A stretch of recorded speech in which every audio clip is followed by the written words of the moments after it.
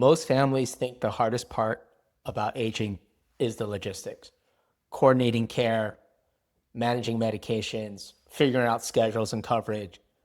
But in reality, that's not the hardest part. The hardest part is the conversation no one is having, the emotions underneath everything. And here in Long Beach, working with families every day in home care, we see this all the time. Because when a parent says, I'm fine, or when the conversation turns tense, or when someone shuts down completely, that's usually not about the situation. That's about what they're feeling, the parent or the loved one or the elderly, what they're not saying. Aging is not just a physical process. It's an emotional transition. It's an identity shift. And for many seniors, whether they've lived in Long Beach for decades or in Los Angeles or recently moved closer to family, it comes with losses that are, I find harder to put than in words. I mean, we're talking about someone losing their independence, losing their routines, losing roles in an identity they've held for decades. And for families, it's just as complex. You're stepping into new responsibilities. You're navigating decisions around senior care, in-home care, maybe even dementia care, or you're the family caregiver. At the same time, you're watching someone you love change. That's heavy. And yet, most families are only talking about the surface. If you've ever had a conversation with a parent that felt frustrating or emotional, or like you're just not getting through to them, there's a good chance you weren't actually arguing about the thing you thought you were. So you see, most people listen to respond. Very few people listen to understand. And almost no one is listening for emotion. But this is where everything changes. So let me give you an example. A parent says, I don't need help, I'm fine.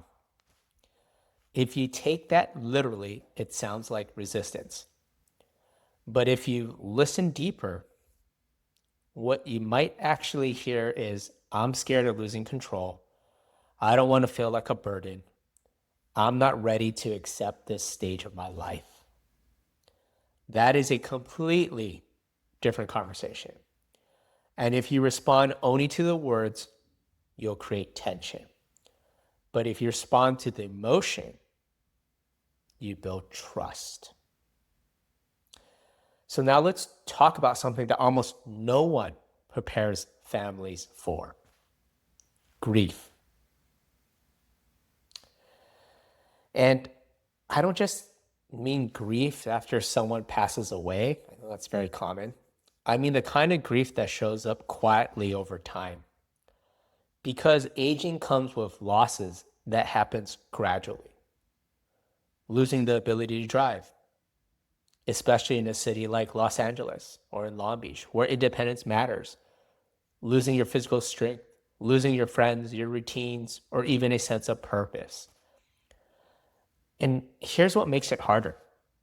There's no clear moment where people say, oh, wow, this is grief. It goes unspoken. It's unprocessed and often misunderstood. When grief isn't expressed, it doesn't disappear. It just shows up differently. It can look like irritability. It can look like withdrawal. It can look like resistance to care, even when a family is trying to introduce home care services, as an example. And families often interpret that as they're being difficult. They're being stubborn. But in many cases, they're grieving. And no one has slowed down enough to recognize that. So this is where a concept called holding space becomes incredibly important. And I want to simplify this because it gets overcomplicated. I'm always constantly learning as well. So holding space doesn't mean fixing the situation. It does not mean having the perfect words. It just means being present without trying to control or solve what's happening. It means allowing someone to feel what they feel without rushing them out of it. Sometimes that looks a lot like saying, I can see this is really hard for you. And then just being quiet. That pause, that presence. That's where trust is built. Now, let's talk about you to your family member, because this is not easy. There's often guilt that comes with caregiving decisions, especially when you're trying to balance work, life, your kids, find the right senior care for someone you love. You might be thinking, am I doing enough? Am I making the right call? Should I be there more? And when those emotions build up, conversations can escalate very quickly. What looks like frustration on the surface is often fear underneath, or just simply exhaustion, or even grief on your side. Let's walk through a common situation that we often see in home care. A daughter is trying to get her father to accept help at home. He resists. He gets irritated.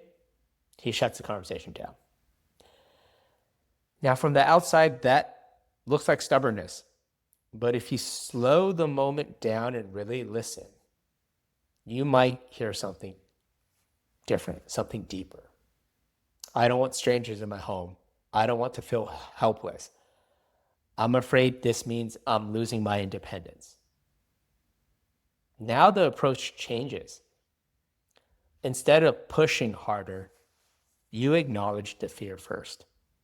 And when people feel understood, they become far more open to support, whether that's companionship care, personal care, or even just a few hours of help during the week.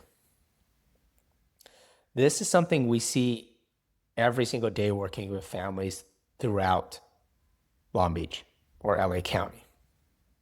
People assume home care is just about tasks, bathing, dressing, meal prep. But some of the most important work that we do is emotional. We build relationships. We build human connections. We create consistency. We provide companionship. We listen. And we notice when something feels off before, quite frankly, it turns into a bigger issue.